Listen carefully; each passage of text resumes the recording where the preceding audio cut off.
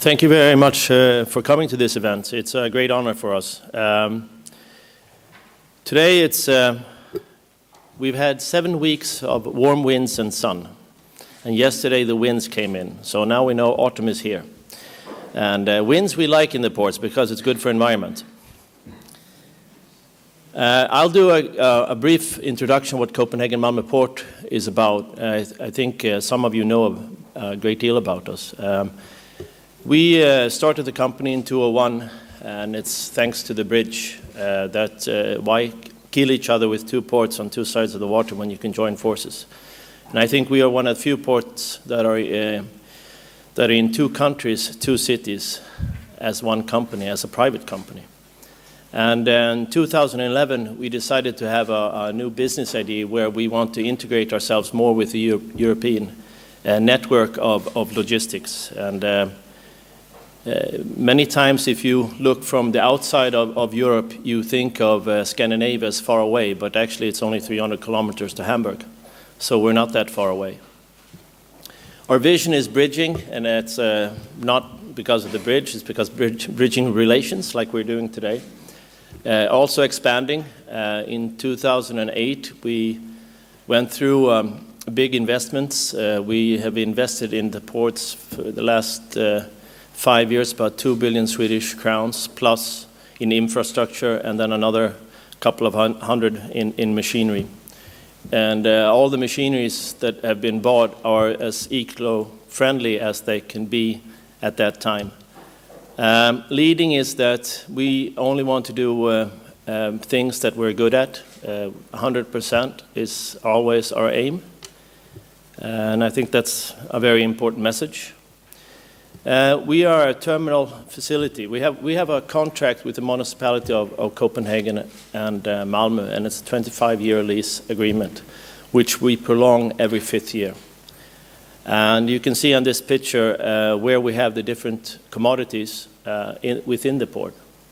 So it's been a fantastic trip for us to do this integration. Even though we're 2 different nations and with all the different culture aspects between different ways of thinking. But from our sense, it's very positive because we have the Copenhagen way of doing things, the Copenhagen Malmo Port way of doing things, instead of saying that it should be the Danish way or it should be the Swedish way. It's more looking from a pragmatic way from the company's perspective. And I think that's one of the reasons why we've been successful. This you probably know because 80% here are Europeans, so you know where we're situated. This is the biggest project we took on. This is a project on the Swedish side that we started on in May of 2009 and inaugurated in 2011. And for us, it was very important when we were finished with this project because the EU funded us some money of this, about 6 million euros. And 6 million compared to 100 million is not a lot of money, but it was an acknowledgement that we are doing something right from a European perspective. And this is before all the core port discussion came along. We are core ports both in Malmö and in Copenhagen. This is the vision on the Malmö side, and why we think we're very proud of the design of this terminal because it's very close. We have some colleagues here that you can talk to later on, but the physical design of it. But it's all the different products go together, and it's also an issue where we can do. For instance, trade-free zone, and that means that from container, ro-ro to railway to logistic park, everything would be within 15 to 30 minutes with pre-clearance and everything. And I think that's a very unique selling point, not perhaps within the EU, but for goods outside of the EU. Because as you know, one of the critical issues today is to discharge a container and getting out of the port on a truck or on a railway. That's probably one of the biggest issues we have right now, and also from an environmental perspective, how you can do this better.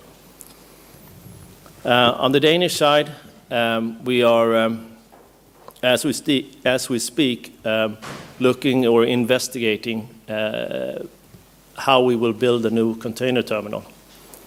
Last year, on the right-hand side of the picture, far down, you can see we inaugurated a cruise facility where we have 3 berths, 3 different terminals, and then you see the new container terminal, and that's what we're investigating now, if how it will make sense to build this terminal in the future. Also, the red dotted line is the new road infrastructure that will connect the port and this area of Copenhagen, Nordhavnen, to the city of Copenhagen. And as you know, Copenhagen is a very beautiful and old city. There's a lot of issues when it comes to building new roads and so on. And the red and orange dotted lines on the picture is the new metro system that will be done, and that will help a lot when it comes to the traffic situation within the city. And some of you were at last night at the reception. You heard Morten Kabel talking about green fields within the port and getting bicycles and everything connected into green fields and so on. And that's also been a very important thing when we've designed this, that we have greenfield areas within the port. Cruise business has been very important for us. We've gone from 25 years up to 330 calls, close to 1 million passengers. And that's also a different infrastructure issue, because normally you talk about calls, but it's not only calls that are important, it's how big the ships are, how large the ships are, and how many passengers are on the ships, because that's what's driving the issues when it comes to infrastructure. And in cruise business, from a historical point of view, is very rich people. Today, the different carriers, it's everything from a normal mid-income family to the most rich people. And all of them have different demands when they come into a port. And the biggest day this year, I think we had 22,500 people changing ships within 8 hours in a quay wall that's 1,100 meters. That is an issue to get along with. And as you know, the ships are not getting smaller. They're getting larger. So in the future, we will have turnarounds with 30 to 35,000 people. So that's interesting. Or should I call it a challenge? We also, there's an island. I should have a map here, but there's an island of the Baltic Sea, an island called Gotland. And there's a medieval city that's on the UNESCO list called Visby. And we will build a new cruise quay wall there, and we will inaugurate it the 2nd of April 2018. And one can wonder, why are we doing this? Because the logic is that we do the most of the turnarounds in Copenhagen on Friday, Saturday, and Sunday. And this is roughly 12-hour sailing. And it's on the way, and it's between Stockholm and Copenhagen. And most cruise ships we have here go between Copenhagen and Stockholm. So that means we can sell one more stop on the way, and it fits into the schedule on the weekends. This took us 18 months from idea to contract. So that's been fantastic. Focus on environmental issues. I think the biggest thing, one could say this is corporate blah blah, when you look at pictures like this, because many people will say that, yes, we have to have a creative balance, corporate social responsibility. It's in our annual reports. But I think the biggest thing for us is the holistic view. What can we actually do, and how can we prevent things of going in the wrong direction? And how will we actually see the investments we do, that they will give us a less environmental issue in the future? These are also things that are methods for moving forward. I would say the most important on this slide is, how do we measure? What kind of standards do we have to measure when we compare what we do between the different ports? Because everybody wants to be best in class. Is that a yes? But how do we compare it from a sensible way? How do we get the different vendors of machinery? How do we do these measurements? I think that's very important for the future. Because it's always easy to say, I've done this and I've done that, but what effects will it have on the long run? And not only for the port, even around the port. Because from our perspective, we make the decisions that are in the port. But at the same time, we have a borderline to the cities. And that's another thing, that because we have 2 cities, 2 ports, and we're lucky in that sense that both Malmö and Copenhagen have a very ambitious way of looking how to become, for example, CO2 neutral in pretty close time. It's 2025, so that's not far away. We've also invested when it comes to waterways, and I was quite new in the port when we invested in a torpedo. I mean, every man wants a torpedo.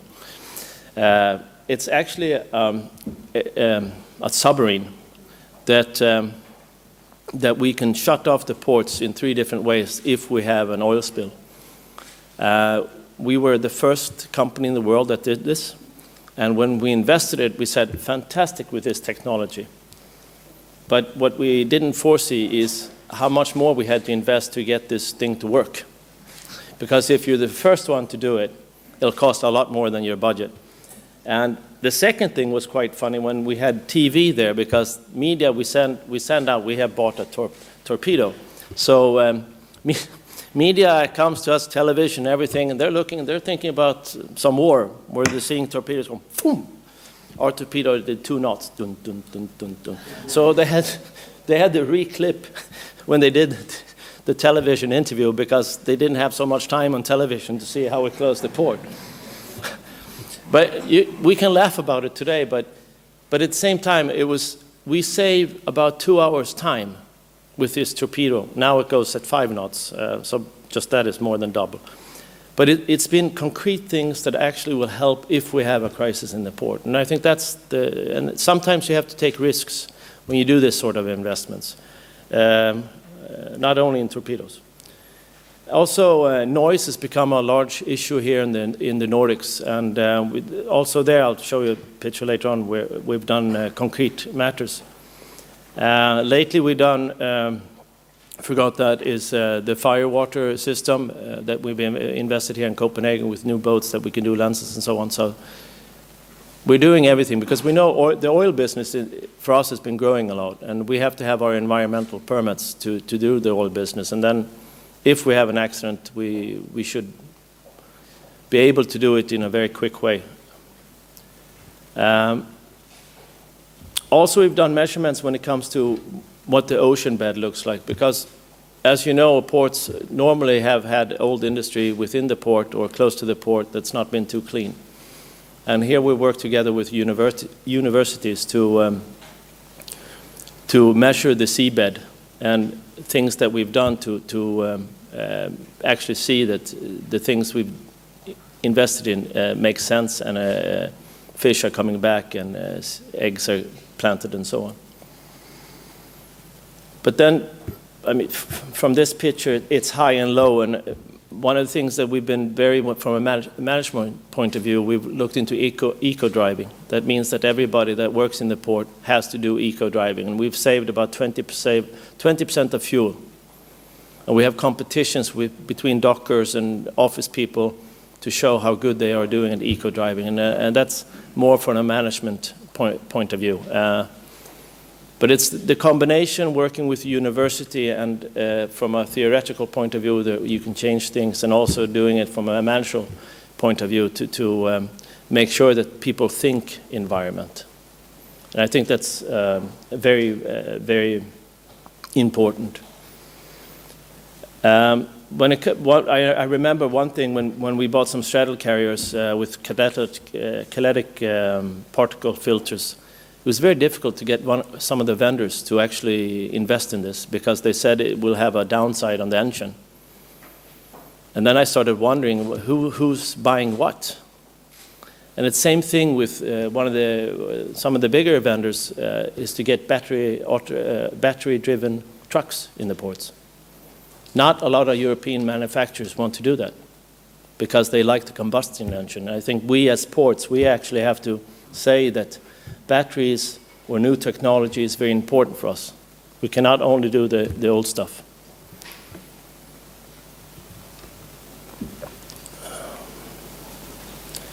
This is the mapping of the noise that we've done. This is on the Copenhagen side. And this is also a big issue for us because when we're increasing the different commodities, for instance, in cruise business, where we can have 7 ships in the port at the same time, plus that the city is growing very rapidly, close to where we have the cruise facilities. And I think that will be the next step for us, is to get a better understanding for how noise works and the different decibels that are in place here. Some say it's 45 and others say it's 55, depending if you're looking from a road perspective or from a living environment or from an industrial environment.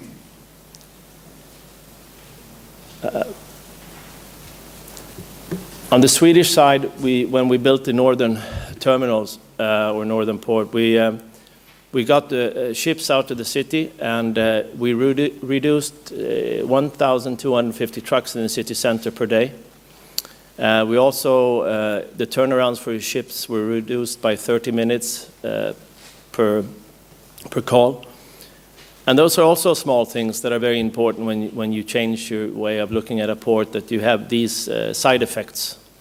Also, we've designed and have done some investments with the city to make sure that the road system and the railway system brings down the total lead time, so you have a better traffic flow.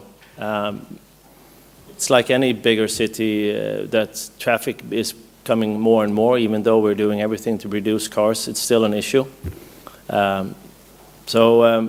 Then we started measuring how we can change the ways of getting out of the port and into the port with the trucks, because in a lot of ports in the US, I know that they're changing the way of picking up containers to avoid the queues to pick up the containers, and that's also a way of measuring that you can, some days, for instance in Copenhagen, we open the port at 4 o'clock in the morning to avoid traffic for the trucks. So we'll have a better flow of getting the containers out of the port, especially on Mondays and Tuesdays. This is the ramp when it came to, because here we have both sides of the water, we have the same issues when it comes to noise pollution. So when we made the ramp for the RÅ, we actually put some rubber in it and got down the decibels by 10. And that has been a good story, but then you always have to argue who has to pay the bill. And being a CEO of the port, we always pay everything. But the customer says, no, we're paying.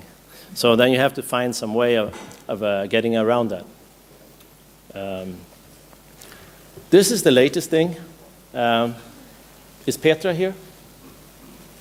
Petra? She will come? Oh, okay. This is industrial symbiosis is our next thing that we will do. This is actually 3 universities are involved in this, and this is, right now it's very theoretical, but it's how we can use the different parts of energy within a port. So you don't get any spill energy from the different factories or the different scrap yards or power plants and so on. So what we've done now is we've done a mapping how to reuse all of this energy in different ways, and looking how we combine different sorts of industry to have a lesser of a footprint. And I think this, I hope it's not too, I like the picture, it's quite nice.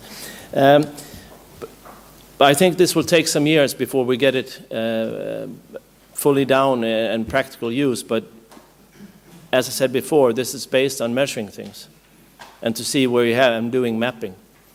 And I'm hoping that we will get some effects of this within 3 years' time. I will be back at dinner so we can have a chat about this picture. So that was my presentation. Thank you very much for listening.